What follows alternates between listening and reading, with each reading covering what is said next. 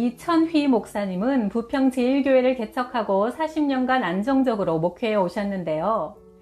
위대한 목회란 과연 어떤 것인지 목회 현장의 생생한 이야기들 전해드립니다. 한 권사님이 나를 찾아왔다. 목사님, 제가 김진숙이란 분을 전도했는데 그분이 오랜 기간 하혈을 하며 고통당하고 있으니 신방을 해주세요. 바로 달려가 보니 6년간 하혈을 하고 있다는 그의 얼굴에 핏기라곤 하나도 없었고 집안 곳곳에는 부적이 붙어 있었다. 의사도 못 고친 하혈을 고쳐보겠다고 이곳저곳 기웃거린 탓이다. 산 송장처럼 앉아있는 진숙 씨를 보니 가슴이 아파 한 달간 작정하고 함께 기도하자고 했다. 다음날 새벽 예배 시간, 진숙 씨가 허약한 몸을 이끌고 난생 처음 교회에 나왔다. 그렇게 작정 기도를 시작한 지 27일째 되는 날, 교인들이 다 돌아가고 나는 강단에 남아서 진숙 씨를 위해 기도하고 있는데 갑자기 강단 위로 불덩어리가 훅 들어왔다.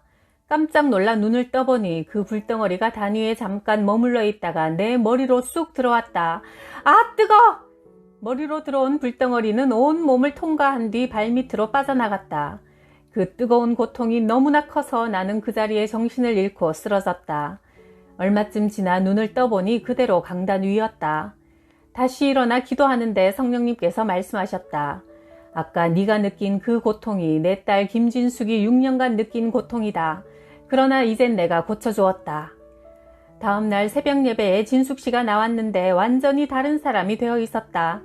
핏기 하나 없던 얼굴에 발그레 홍조가 돌았고 피부는 3살이 돋은 듯 아기처럼 뽀얗다.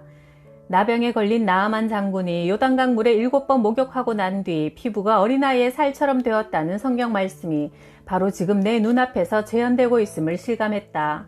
아, 하나님이 정말 고쳐주셨구나. 예배 후 그녀에게 내가 어젯밤 기도 중에 이런 체험을 했으니 당신은 이미 나았다고 선포하자 그녀가 깜짝 놀라며 말했다. 목사님 참 용하시네요.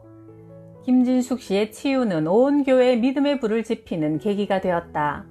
그런데 병에서 해방을 얻은 그녀에게 또 하나 문제가 있었다.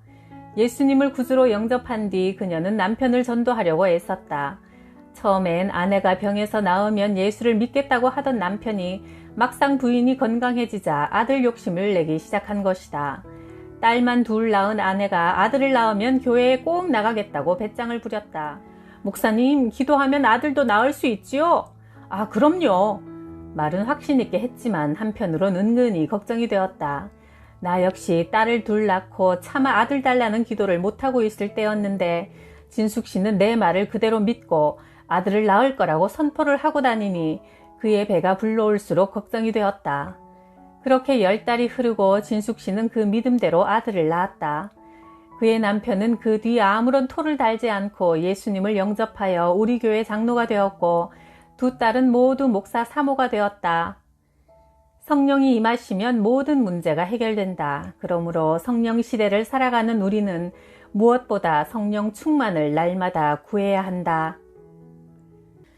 30년 전의 일이다. 아이고 목사님 큰일 났어요. 저 이제 어떡해요?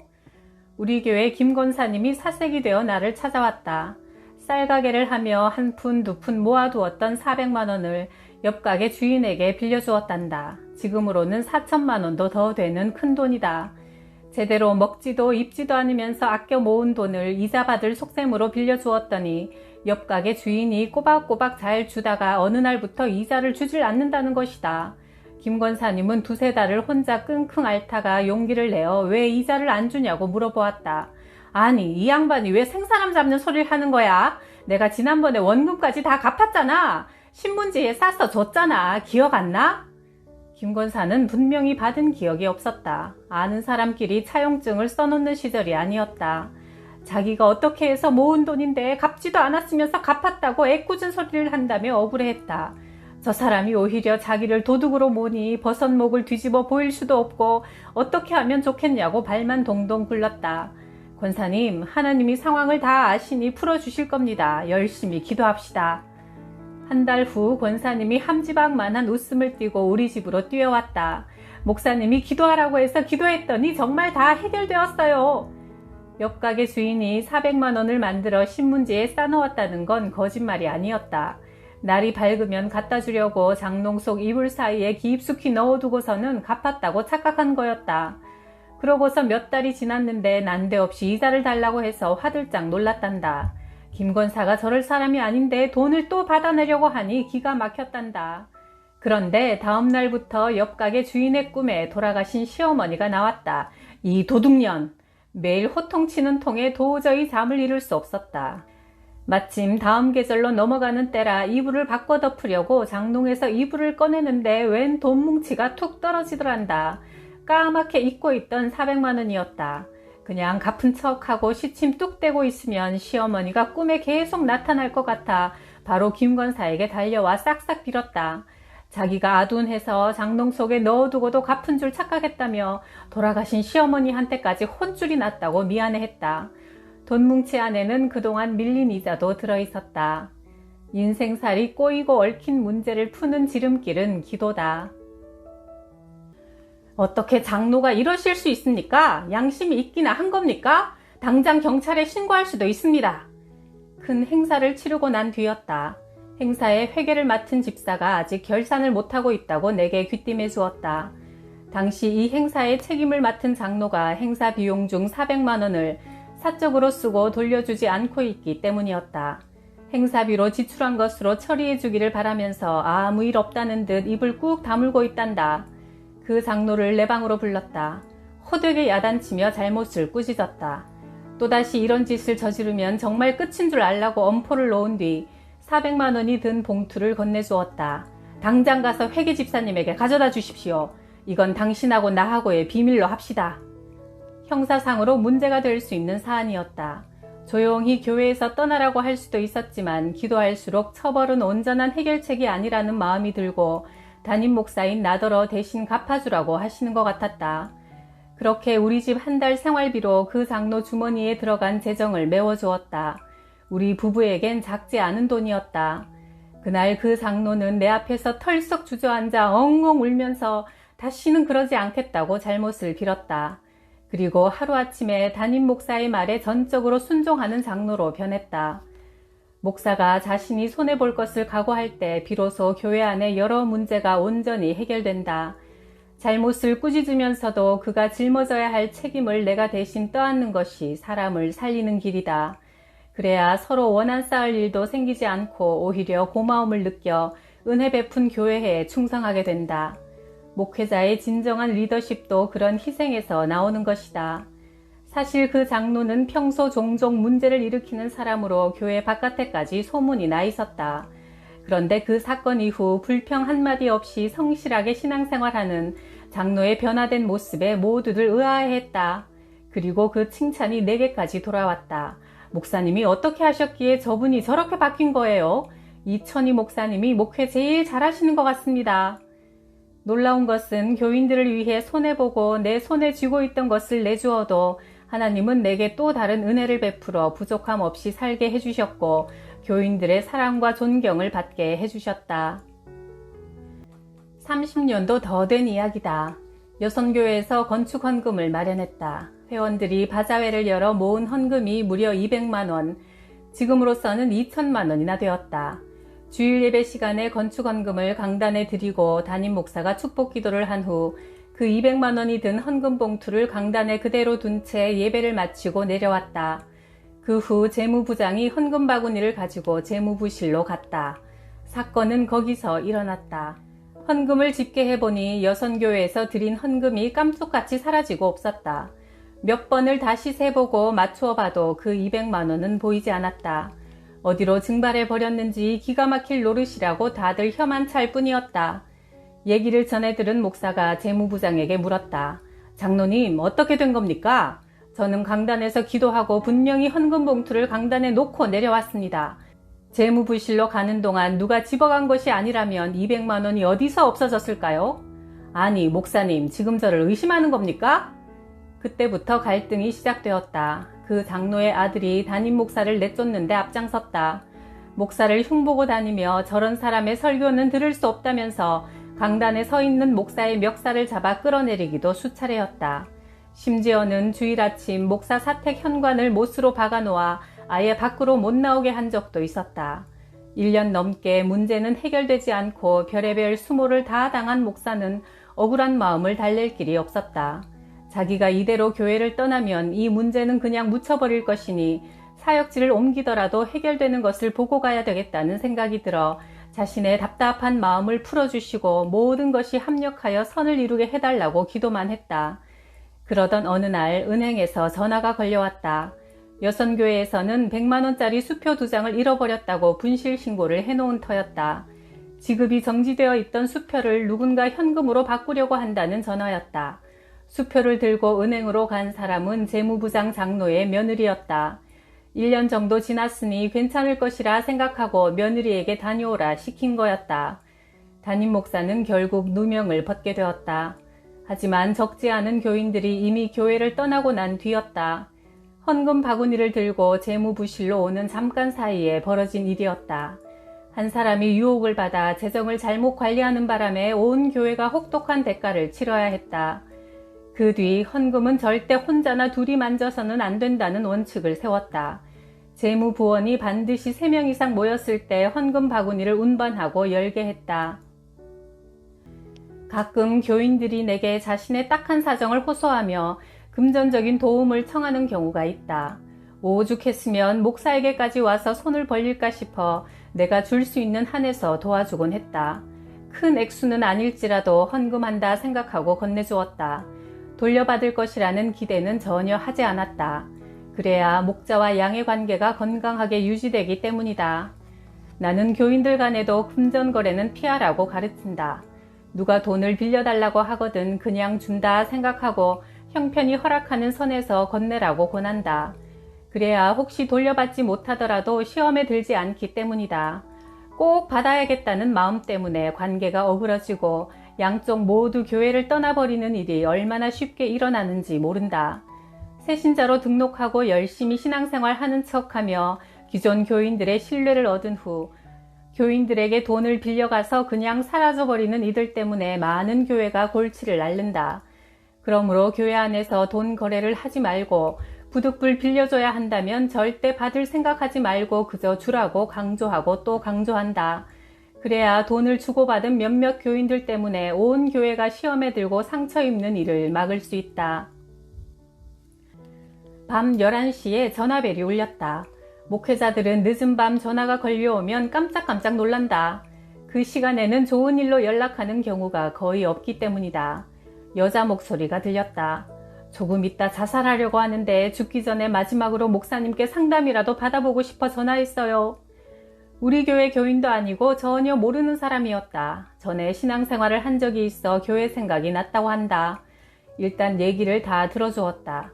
1시간이나 쉴 새 없이 쏟아내더니 가슴이 후련해졌다며 목사님 정말 감사해요. 저 자살 안 할게요.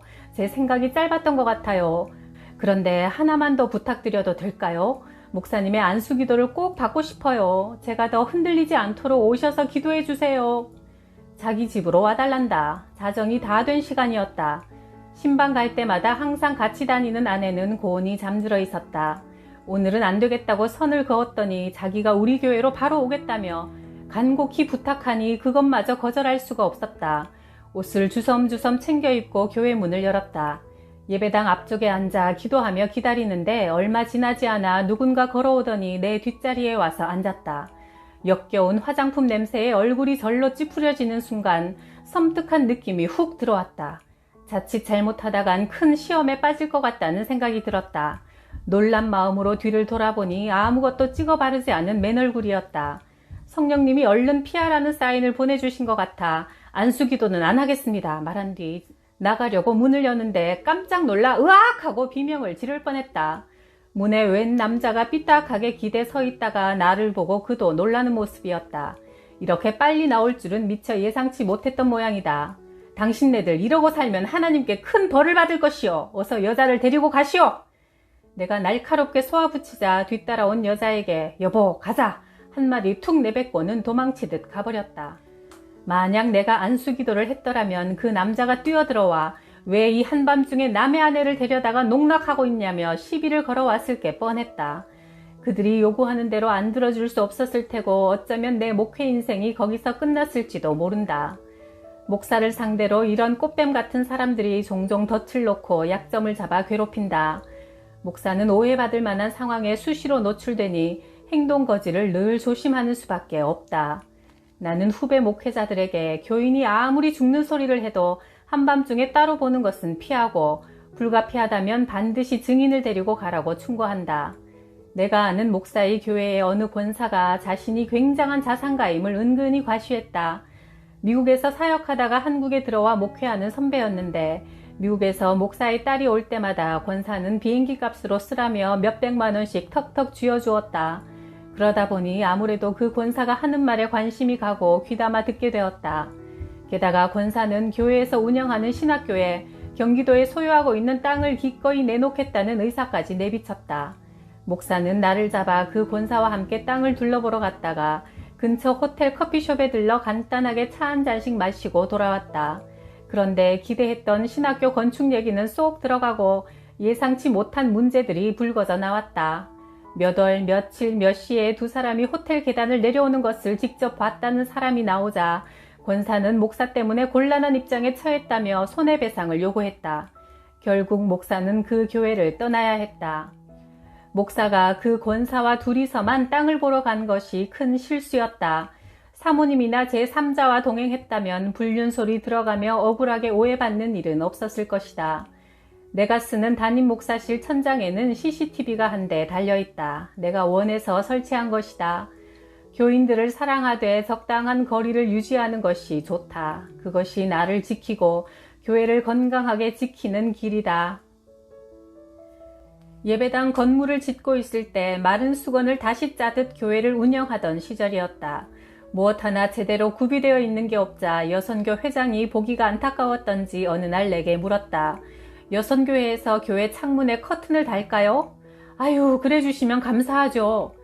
여선교회 회장과 재봉틀 잘 다루는 회원들이 모여 재료를 사다가 커튼을 예쁘게 만들어 창문마다 달아주었다.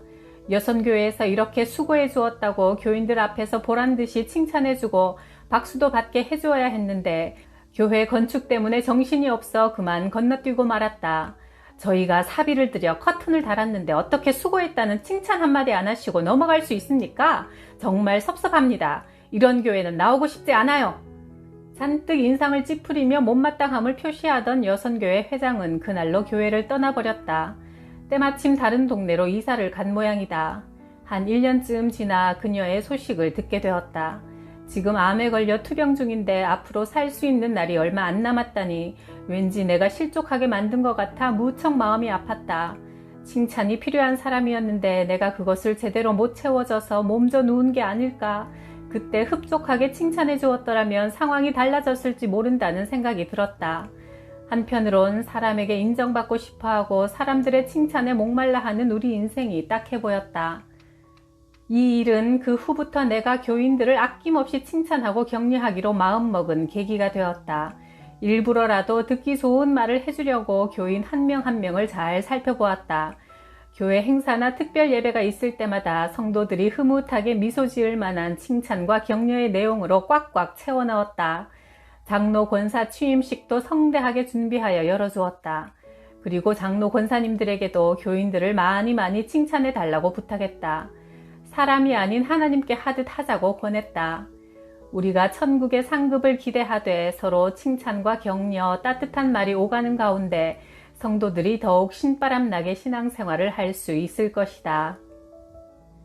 1981년 부평제일교회를 개척하여 목회할 때 교회 건축으로 어려움은 계속되고 당시 나는 목사 안수를 앞두고 있었다. 목회에 대한 회의가 들어 하나님과 단판을 지어야겠다고 결심하고 청계산 기도원으로 올라갔다. 하나님, 정말 제가 목사가 되는 게 하나님이 원하시는 일인지 꼭 알아야겠습니다. 저 이대로는 목회 계속 못하겠습니다. 건축하는 게 이렇게 어려운 일인지 몰랐습니다. 확신을 달라고 금식하며 기도했다. 12월 30일 한 해를 마무리하는 날 담요 한 장과 성경책을 들고 산으로 올라갔다. 나무 하나 뽑을 작정을 하고 나무 밑에 앉아 정말 간절하고 뜨겁게 기도했다. 목회의 확신을 달라고, 나 같은 사람이 목사가 될 수 있겠느냐고. 그렇게 한참 기도하다 보니 점점 마음이 뜨거워지기 시작하더니 갑자기 불덩어리가 몸속으로 훅 들어왔다. 어찌나 뜨겁던지 무릎을 아는 자세에서 펄떡펄떡 뛰었다. 1미터는 좋게 뛴 것 같다. 무릎이 까져도 하나도 아프지 않았다. 성령의 불이 머리끝부터 발끝까지 머물자 나는 계속 하나님 아버지만 불렀다. 마음에는 하나님에 대한 사랑과 감사로 넘쳤고 그 순간 하나님은 내게 음성을 들려주셨다. 천휘야, 내가 널 선택했으니 더 이상 의심하지 마라. 너는 내가 선택한 나의 종이다. 그 음성이 마음 가운데 떨어지자 눈물이 쏟아지면서 돌덩이처럼 무거웠던 마음이 새털처럼 가벼워졌다. 얼마 전까지만 해도 좌절하고 낙심했던 모습이 사라졌다. 옛사람이 죽은 것이다. 새벽이 되어 기뻐 뛰며 산에서 내려올 때 소나무는 뽑히지 않았지만 나의 옛사람은 뽑혀져 있었다. 나는 이전의 이천희가 아니었다. 세상이 아름답게 보였고 사람들이 다 사랑스럽게 보였다. 장시간 기도했던 탓에 화장실에 갔는데 당시 푸세식이라 변이 산처럼 쌓여 있었다. 예전엔 담당자가 쌓여있는 오물더미를 관리하지 않는다고 불평했지만 성령을 받고 나자 다음 분이 오셨을 때 얼마나 불편할까 싶어 그 자리에 무릎을 꿇고 산처럼 솟아 얼어있는 변을 손으로 잡고 꺾었다. 더럽다는 생각은 조금도 들지 않았다. 모든 것을 바라보는 내 눈을 변화시켜 주신 것이다. 쌓인 변을 한참 손으로 다 정리하고 편편하게 만든 뒤 화장실을 나와서 보이는 사람마다 반갑게 인사했다. 마음 깊은 곳에서 흘러넘치는 평안과 기쁨을 나누지 않고는 못 살 것 같았다. 나는 하나님의 선택을 받은 종이고 보이는 이들은 모두 사랑스러운 형제 자매였다. 하나님을 자랑하고 싶어 견딜 수 없었다. 근심했던 목회에 대해서도 걱정은 티끌 한 점도 남지 않았다. 염려와 두려움이 다 사라지고 기쁨만 가득했다. 청계산 기도원에서의 금식 기도는 진정한 목회자로 내가 평생 헌신할 수 있는 결단의 순간이었다. 청계산에서 내려온 나는 더 이상 환경을 바라보는 사람이 아니었다. 현실로 돌아오니 교회는 여전히 문제 가운데 놓여 있었다. 설계 사무소에서 감리를 포기하는 과정들이 고난으로 여겨지지 않았다. 내겐 무엇하고도 바꿀 수 없는 하나님이 계시니 든든한 백이 있다는 생각에 두려움 없이 목회를 해나갈 수 있었다. 그저 교회 크게 짓고 교인 많이 모으는 것만 목회로 알았던 내가 성도들을 진심으로 사랑하고 하나님을 기쁘게 해드리고자 하는 진정한 하나님의 종으로 변화된 것이다. 1982년 감사한 마음으로 목사 안수를 받으면서 나는 하나님 앞에 기도했다. 하나님, 목사 안수는 제게 과분한 하나님의 상급입니다. 당신이 저를 선택하셨고 쓰겠다고 하셨으니 하나님이 이끄시는 대로 지치지 않고 불평하지 않고 따라가겠습니다. 저를 마음껏 사용하여 주옵소서. 목회 30주년 기념 예배를 드린 지도 벌써 여러 해가 지났다. 대부분은 교회에서 기념 선물을 마련해주고 외국 여행도 보내주고 한다지만 나는 거꾸로 했다. 자비로 작은 선물을 준비해 기념 예배에 참석한 교인들에게 하나씩 나눠드리고 귀한 손님을 모셨다는 마음으로 식사도 대접해드리며 이렇게 말했다. 저는 부평 제1교회에서 목회하는 것이 정말 자랑스럽고 행복합니다. 30년 동안 목회 잘할 수 있도록 내게 좋은 동력자가 되어 부족한 저를 도와주셔서 정말 감사합니다. 더 사랑하고 섬겨드리지 못한 것이 못내 아쉽고 죄송합니다. 장로들이 금일봉을 건네주었지만 받지 않았다. 30년 동안 무사히 목회할 수 있었던 것을 내가 하나님과 교인들에게 감사드리는 날로 삼고 싶다고 진심을 전했다. 나는 주일에 점심 먹을 때도 성도들과 똑같이 식당에서 줄을 서서 차례를 기다린다. 교인들이 자기 앞에 서시라고 자기가 갖다 드리겠다고 하지만 곱게 사양한다. 교역자들의 식사를 따로 차리는 교회도 있다지만 우리 교회는 구분짓지 않고 한데 어우러져 같이 먹는다. 비어있는 자리에 아무데나 가서 앉으면 된다. 담임 목사와 함께 식사하는 자리를 모두들 흐뭇해한다. 담임 목사들 중에는 자기만 목회자고 부목사는 자신의 종이라고 생각하는 이들이 덜어 있다. 부목사를 늘 조수처럼 부리고 상명하복식으로만 대한다. 괜히 능력있고 특출난 모습을 보였다가 담임 목사에게 찍혀서 그만두게 되지는 않을까 눈치 보는 경우도 있다. 그러면 부목사가 소신껏 열정적으로 목회하기가 어렵다. 담임 목사는 지시만 하고 부목사는 무조건 따르기만 한다면 담임 목사의 교회는 될 수 있을지 모르나 하나님이 원하시는 교회는 되지 못한다. 담임 목사가 없어도 교회가 잘 돌아갈 정도로 부목사들이 열심을 다해 자유롭게 소신껏 일하는 교회가 바람직하다. 나는 부목사를 청빙할 때 내가 타는 차와 같은 급의 승용차를 한 대씩 마련해준다. 교인들을 관리하다 보면 여기저기 다닐 곳이 많기 때문이다. 자녀 교육비도 담임 목사와 똑같이 지원해주고 휴가도 담임 목사와 똑같이 여름에 2주, 겨울에 1주를 준다. 새로 부임한 부목사의 부모님과 장인 장모님까지 1박 2일 일정으로 초청해 모신다. 부평제일교회가 어떤 교회인지 소개해드리고 부목사 부부가 담임 목사처럼 사역하고 있다고 귀한 자녀를 보내주셔서 감사하다는 말을 전한다. 저녁 식사도 근사한 곳에서 대접하고 편안한 호텔의 방도 얻어드린다. 다음날 돌아가실 때는 부평제일교회 이름이 새겨진 손목시계를 선물로 드리고 교통비도 넉넉히 넣어드린다. 그리고 딸과 사위의 사역을 위해 늘 기도해 주실 것을 부탁드리니 교회 입장에서는 손해보는 일이 아니다. 변치 않는 든든한 지원군을 얻은 것이나 마찬가지다. 또 매년 성탄절마다 선물 꾸러미를 부목사와 전도사들의 양가 부모님께 소포로 보내드린다. 기도해 주셔서 감사하다는 인사말도 카드에 곱게 적는다. 대한민국에서 부목사의 처갓집까지 챙기는 교회는 아마 우리 교회뿐일 것 같다. 그래야 부목사들이 우리 교회에서 오래 사역하고 싶다는 마음을 가지고 편안하게 소신껏 목회할 수 있으므로 교회에도 큰 유익이 된다. 부목사가 기쁘게 일해야 담임 목사인 나도 행복해질 수 있는 것이다. 40년을 목회해보니 목회에서 제일 중요한 것은 섬김이었다. 나 자신을 낮추며 부목사들과 교인을 섬긴다고 담임 목사의 권위가 사라지지 않는다.